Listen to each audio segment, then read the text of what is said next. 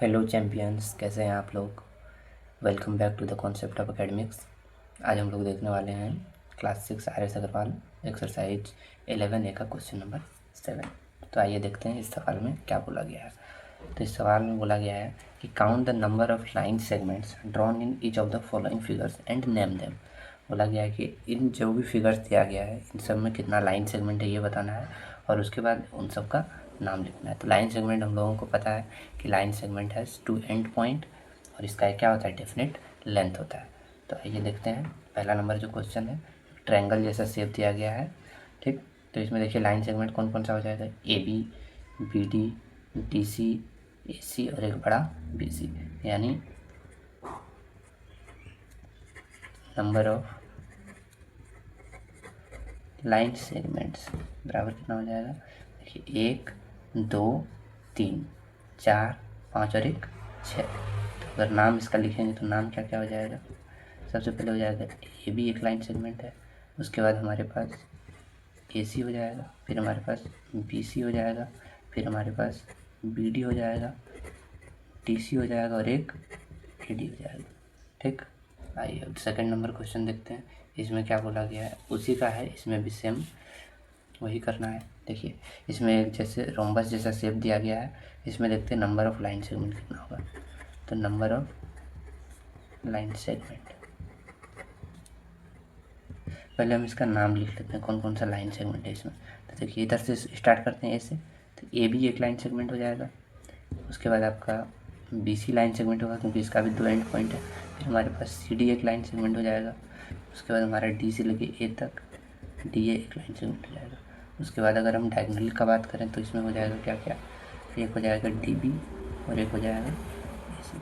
इसके साथ साथ ये छोटा छोटा लाइन सेगमेंट को भी हमको क्या करना होगा, काउंट करना होगा। ये छोटा छोटा लाइन सेगमेंट को भी हमको क्या करना होगा, काउंट करना होगा। तो देखिए छोटा छोटा लाइन सेगमेंट क्या क्या हो जाएगा, सबसे पहले यहाँ से स्टार्ट करते हैं।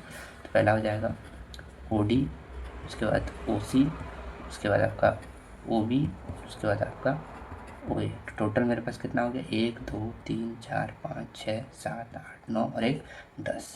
तो टोटल लाइन सेगमेंट कितना हो गया, 10 लाइन सेगमेंट हो गया। आइए अब क्वेश्चन नंबर 3 की ओर चलते हैं।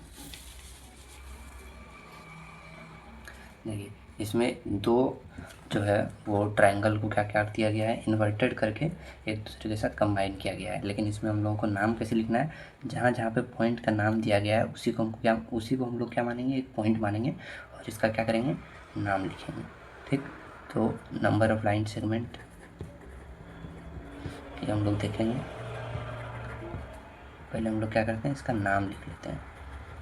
नाम क्या क्या हो जाएगा वो देखते हैं। ए से शुरू करते हैं, ए से लेके B तक एक लाइन सेगमेंट हो जाएगा AB। ठीक, B से लेके F तक एक लाइन सेगमेंट हो जाएगा BF। F से लेके A तक एक लाइन सेगमेंट हो जाएगा FA। आगे क्या होगा, यहाँ E से शुरू करते हैं, E से लेके C तक हो जाएगा एक लाइन सेगमेंट, फिर C से लेके D तक हो जाएगा एक लाइन सेगमेंट, फिर आपका देखिए यहाँ से E से C से D और D से E, यानी टोटल 1, 2, 3, 4, 5 और एक 6। Total number of line segment कितना हो गया, इसमें 6 हो गया। ये अगला नेक्स्ट क्वेश्चन देखते हैं। ये क्वेश्चन कुछ क्यूबॉइड जैसा दिया गया है, देखते हैं इसमें कितना नंबर ऑफ लाइन सेगमेंट है। तो नंबर ऑफ लाइन सेगमेंट, इसका नाम देखते हैं क्या है। ठीक, नाम देखते हैं, यहाँ से शुरू करते हैं। तो AB एक लाइन सेगमेंट हो जाएगा। ठीक, BC एक लाइन सेगमेंट हो जाएगा, उसके बाद C से लेकर D तक एक लाइन सेगमेंट हो जाएगा, फिर D से लेके A तक एक लाइन सेगमेंट हो जाएगा क्योंकि सबका क्या है, 2 एंड पॉइंट है। फिर अगर ऊपर में बात करें, ऊपर वाला फेस में, तो वहाँ पे देखिए क्या क्या हो जाएगा, E से लेके F तक एक लाइन सेगमेंट हो जाएगा, E से लेके F तक। उसके बाद आपका F से लेके G तक हो जाएगा, F से G तक, फिर G से H तक हो जाएगा, G से H तक, G से H हो गया, H से E हो गया, H से E हो गया। अब देखिए, अब ये जो हमें ऊपर वाला ये कवर कर लिए, नीचे का बेस भी देख लिए। अब जो इसका ये जिसके ऊपर खड़ा हुआ हाइट उसको देखते हैं। तो कौन कौन सा हो जाएगा, EA हो जाएगा एक, ठीक, HD हो जाएगा एक, उसके बाद आपका FB हो जाएगा एक, उसके बाद आपका GC हो जाएगा। तो टोटल अभी तक कितना हो गया, 1, 2, 3, 4, 5, 6, 7, 8, 9, 10, 11, 12। तो टोटल इसमें नंबर ऑफ लाइन सेगमेंट कितना हो जाएगा, 12। Total number of line segment कितना हो जाएगा, 12। आई होप यहाँ तक क्लियर हो गया होगा आपको।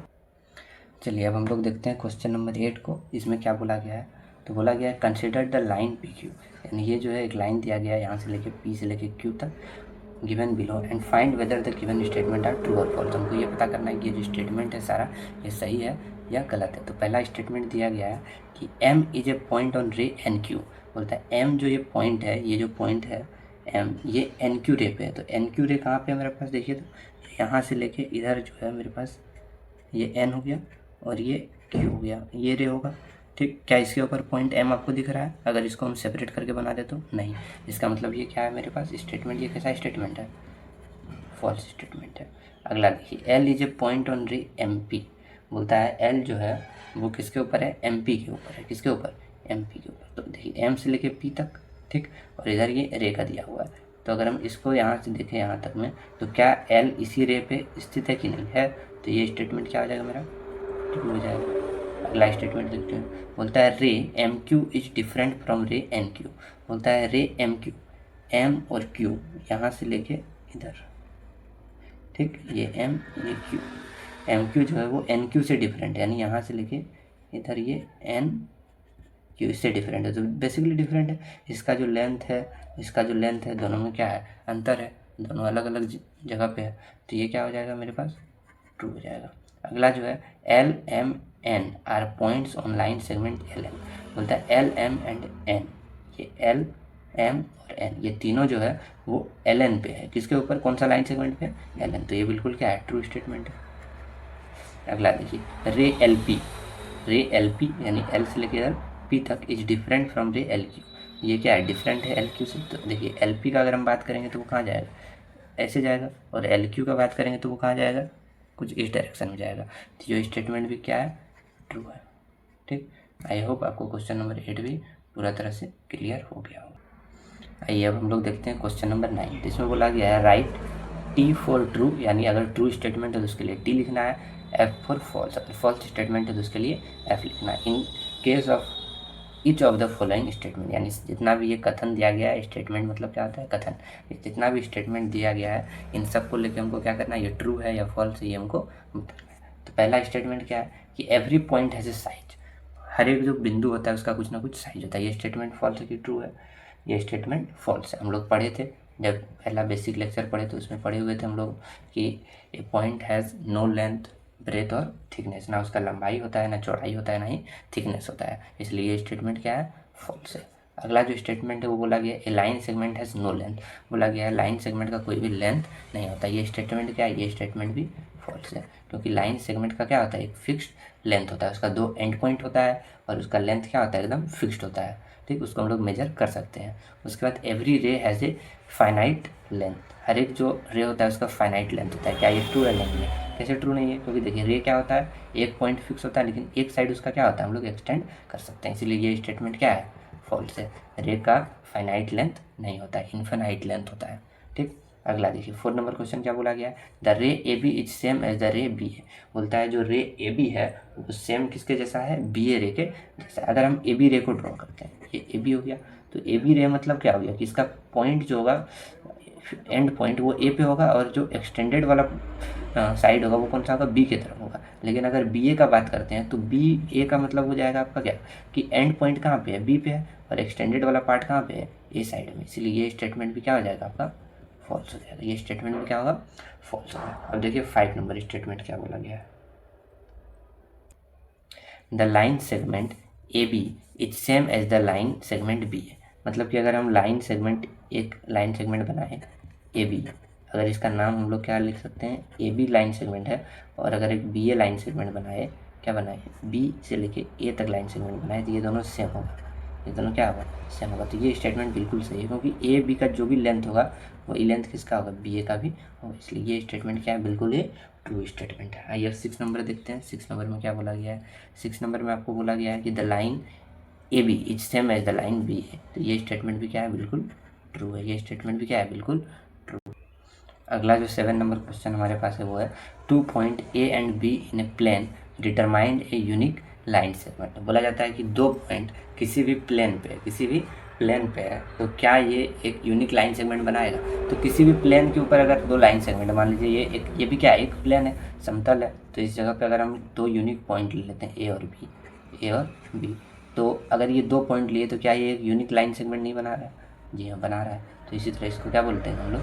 ट्रू बोलते हैं। अगला क्वेश्चन हमारे पास क्या है कि two intersecting lines intersect at a point. हम लोग पढ़े भी थे कि इंटरसेक्टिंग लाइन जो होता है वो कहाँ पे इंटरसेक्ट करता है? किसी एक पॉइंट पे इंटरसेक्ट करता है। देखिए यहाँ पे इंटरसेक्ट करता है और इस पॉइंट को क्या बोलते हैं? Point of intersection. इसलिए ये स्टेटमेंट भी क्या है? बिल्कुल सही है। ये स्टेटमेंट भी क्या है? बिल्कुल सही है। अब आगे देखते हैं हम लोग 9 नंबर क्वेश्चन। 9 नंबर में बोला गया है कि two intersecting planes intersect at a point. बोलता है दो प्लेन अगर एक दूसरे को इंटरसेक्ट करता है तो वो एक पॉइंट पे इंटरसेक्ट करता है। ये स्टेटमेंट क्या है? बिल्कुल ही फॉल्स स्टेटमेंट है। अगला देखते हैं 10 नंबर सवाल में हमको क्या बोला गया है। इसमें बोला गया है कि if points A B C are collinear. बोलता है ए बी सी, ये तीन पॉइंट है, ए बी, मान लीजिए ए बी और सी, ये तीन पॉइंट है, कोलिनियर है यानी एक दिशा में है। उसके बाद बोला गया पॉइंट सी डी ई, मान लीजिए ये हो गया सी, यहाँ पे देखिए ये सी तक हो गया। अभी देखिए सी डी और सी के बाद आपके पास क्या क्या दिया गया है? ये देखिए ए बी सी और इसके बाद बोला सी डी और ई, ये तीनों कोलिनियर है। ये तीनों क्या है? कोलिनियर है। ये तीनों अगर कोलिनियर है और ये तीनों इधर कोलिनियर है तो इसका मतलब क्या है? सारा एक ही लाइन पे स्टेट कर रहा है। इसका मतलब ये स्टेटमेंट मेरा क्या है? बिल्कुल ही ट्रू स्टेटमेंट है। कैसा स्टेटमेंट है? ट्रू स्टेटमेंट है। अब देखिए क्वेश्चन नंबर 11 क्या बोला गया है? 10 नंबर हो गया। 11 देखिए, वन एंड ओनली वन रे can be drawn with given and point. बोलता है कि केवल एक ही जो है वो हम क्या कर सकते हैं? रे को ड्रॉ कर सकते हैं अगर कोई एक एंड पॉइंट है। तो मान लीजिए अगर यहाँ पे एक एंड पॉइंट है तो क्या इससे एक ही रे ड्रॉ हो सकता है? नहीं, ये बात क्या है? बिल्कुल ही गलत है। इससे हम लोग क्या कर सकते हैं? इस डायरेक्शन में भी रे ड्रॉ कर सकते हैं, इस डायरेक्शन में भी रे ड्रॉ कर सकते हैं, इस डायरेक्शन में भी रे ड्रॉ हो सकता है और इधर भी रे ड्रॉ हो सकता है, यानी हर डायरेक्शन में रे हम लोग क्या कर सकते हैं? ड्रॉ कर सकते हैं। इसलिए ये स्टेटमेंट क्या है? बिल्कुल ही फॉल्स स्टेटमेंट है। अगला जो हमारे पास स्टेटमेंट दिया गया है 12 नंबर, वो देखते हैं कि one and only one line can be drawn to pass through two given point. बोलता है कि दो गिवन पॉइंट है, इसके थ्रू हम एक ही लाइन को क्या कर सकते हैं? ड्रॉ कर सकते हैं। तो ये स्टेटमेंट क्या है? बिल्कुल ही सही स्टेटमेंट है। मान लीजिए ए पॉइंट है, बी पॉइंट है, क्या इसके थ्रू एक लाइन के अलावा कोई और लाइन ड्रॉ कर सकते हैं? क्या नहीं कर सकते हैं। ठीक, अगला जो हमारे पास क्वेश्चन है वो देखिए। इसमें बोला गया है an unlimited number of lines can be drawn to pass through a given point. मान लीजिए एक पॉइंट दिया गया, इससे हम कितना लाइन ड्रॉ कर सकते हैं? तो इससे हम इनफिनाइट नंबर ऑफ लाइन को ड्रॉ कर सकते हैं। ये स्टेटमेंट क्या है? बिल्कुल सही है। कैसे कर सकते हैं? मान लीजिए एक लाइन यहाँ से गया, ठीक, एक लाइन फिर यहाँ से गया, ठीक, एक लाइन आप इधर से ले सकते हैं। तो इस तरह करके क्या हो सकता है? इनफिनाइट नंबर ऑफ लाइन्स को हम लोग क्या कर सकते हैं? ड्रॉ कर सकते हैं। आई होप यहाँ तक आपको समझ में आ गया होगा। अब हम लोग देखते हैं क्वेश्चन नंबर 10 को। तो क्वेश्चन नंबर 10 में बोला गया है फिल इन द ब्लैंक्स। ये जो ब्लैंक्स है इसको क्या करना है? हमको भरना है। तो बोलता है line segment has dash length. बोलता है एक लाइन सेगमेंट का जो लेंथ होता है वो कितना होता है? तो एक लाइन सेगमेंट का जो लेंथ होता है वो क्या होता है? एकदम फिक्स्ड होता है। या तो फिक्स्ड बोल सकते हैं या तो डिफिनिट बोल सकते हैं, यानी सीमित होता है। ये नहीं कि कितना भी बोल सकते हैं। तो इसका आंसर क्या होगा? Definite length. ठीक, अगला जो सवाल है मेरे पास वो है ये रे हैज डैश एंड पॉइंट। बोलता है एक रे में कितना एंड पॉइंट होता है? तो रे को अगर ड्रॉ करते हैं तो देखिए इस तरह का रे होता है। तो एक एंड पॉइंट है, कितना एंड पॉइंट है? एक एंड पॉइंट है, इसलिए इसका आंसर यहाँ पे क्या लिखेंगे? One end point. ये line has dash end point, तो लाइन में कितना एंड पॉइंट होता है? देखिए इस तरह का लाइन ड्रॉ करते हैं हम लोग, तो इसमें कोई भी एंड पॉइंट आपको दिख रहा है? नहीं दिख रहा है, इसलिए इसमें कोई भी एंड पॉइंट नहीं होता, इसलिए नो एंड पॉइंट। ए रे हैज़ नो डैश लेंथ। बोलता है एक रे के पास जो है कैसा लेंथ नहीं होता है? तो उसका डेफिनेट लेंथ नहीं होता है या फिर फिक्स्ड लेंथ नहीं होता है। उसको हम लोग क्या करते हैं? वो इनफिनाइट तक स्ट्रेच किया जा सकता है। लास्ट नंबर क्वेश्चन देखिए 5 नंबर में क्या बोला गया है?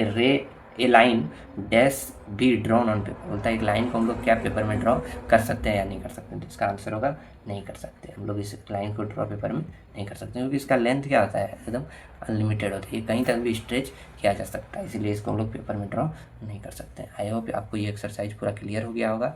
ठीक, अगर आपको वीडियो पसंद आया, सारा एक्सप्लेनेशन पसंद आया तो इस चैनल को सब्सक्राइब करें, वीडियो को लाइक करें, ताकि मैं आपके लिए ऐसे वीडियोस और से और लाता रहूं। Thank you.